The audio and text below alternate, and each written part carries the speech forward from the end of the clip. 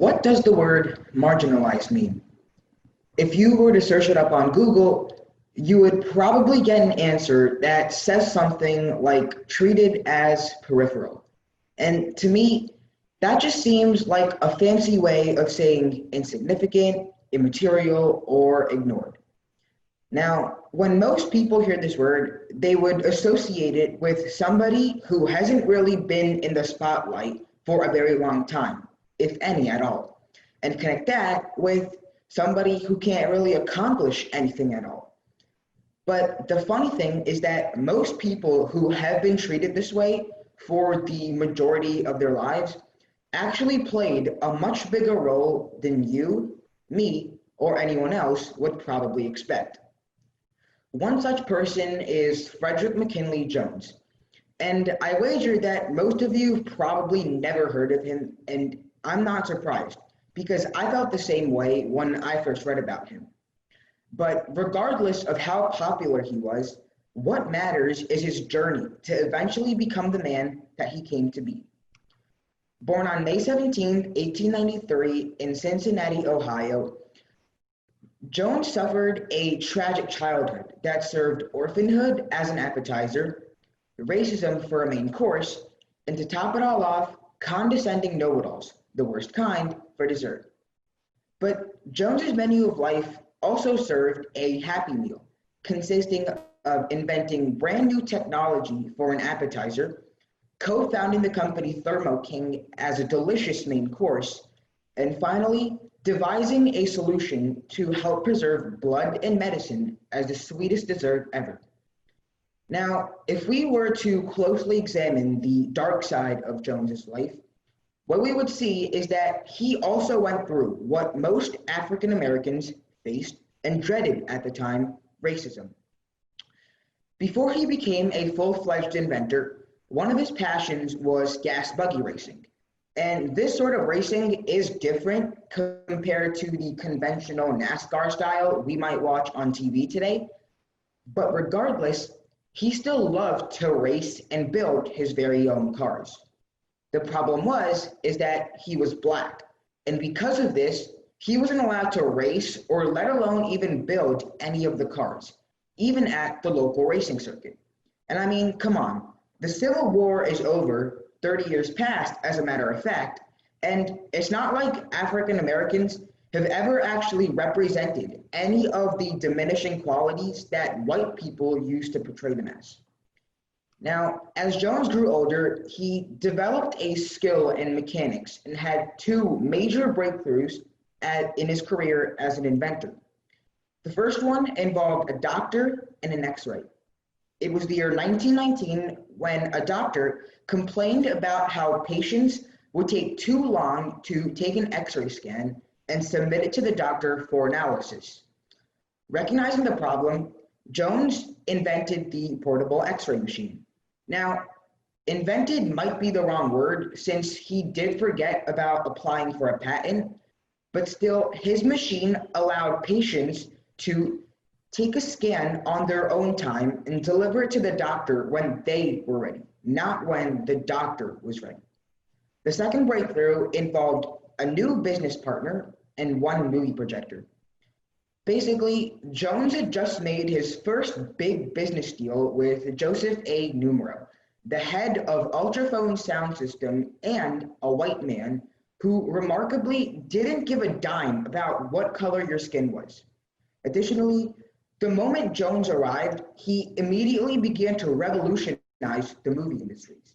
How so? Here's how.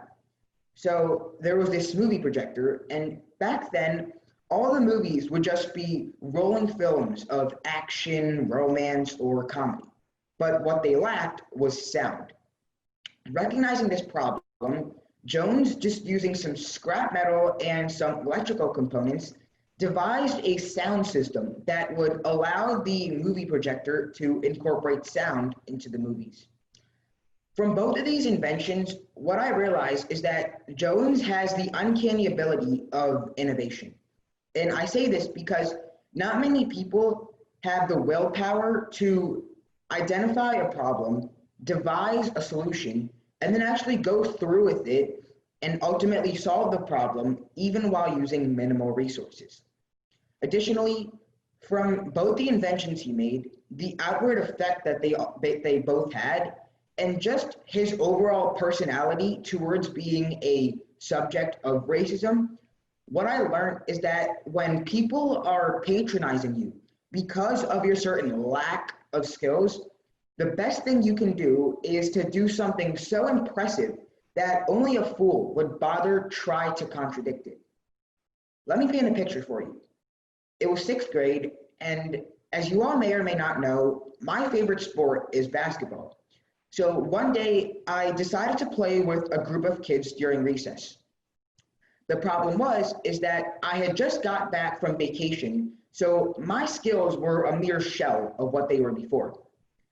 As the weeks went by, I noticed that whatever team I was on, I was always the weakest link. We'd almost always end up losing, and I got nicknames like trash and garbage. Now the difference is that sure, it might have been bullying, but it was still true. I was bad and I knew it myself. I couldn't bear it any longer, and recess soon just became a nightmare when it was supposed to be a paradise for most kids at school. I didn't want to bear it any longer, and I worked really hard over the course of 2 months. And after that, I was better than almost everyone in that group. The nicknames just came to a stop.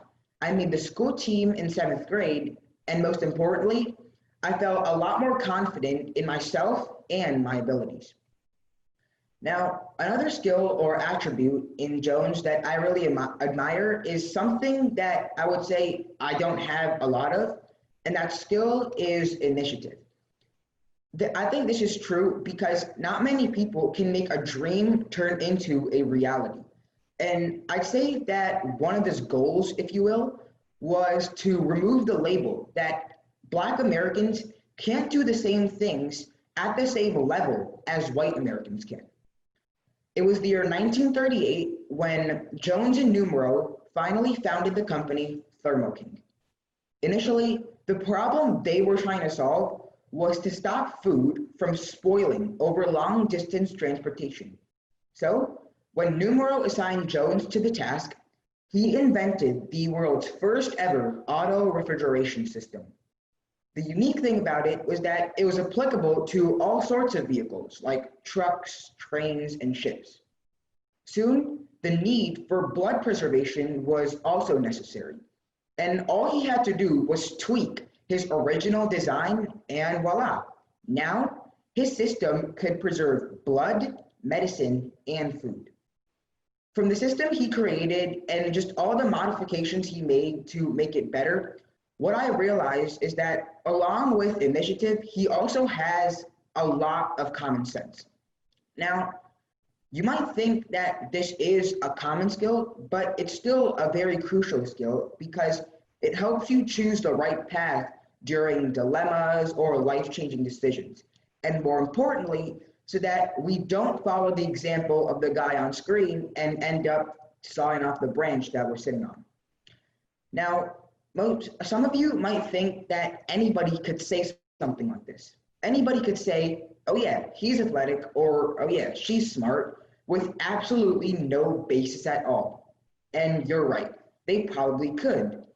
But let me actually prove it to you with evidence. So it was the year 1913 when refrigerators were just starting to get used for homes. Now, when did Jones invent his system? 1938. So it was a good 20 to 30 years, but still nobody realized that the same technology could be adapted for long distance transportational purposes. Furthermore, Jones's technology was just so impactful around the globe that I even remember reading an article where one paragraph was all about how the Allies might have ended up with way more casualties or even lost World War II if they didn't have access to his technology. Jones's achievements at Thermo King and just all the inventions that he created in his life were dwarfed by his lifelong attributes of determination, innovation, initiative, and common sense in the face of adversity. especially when you're a Black American living in a racist America, but you still become the first African American inventor to be awarded the National Medal of Technology and Innovation. Jones always said, I have an idea, and he backed it up with all his amazing inventions that still impact our lives today.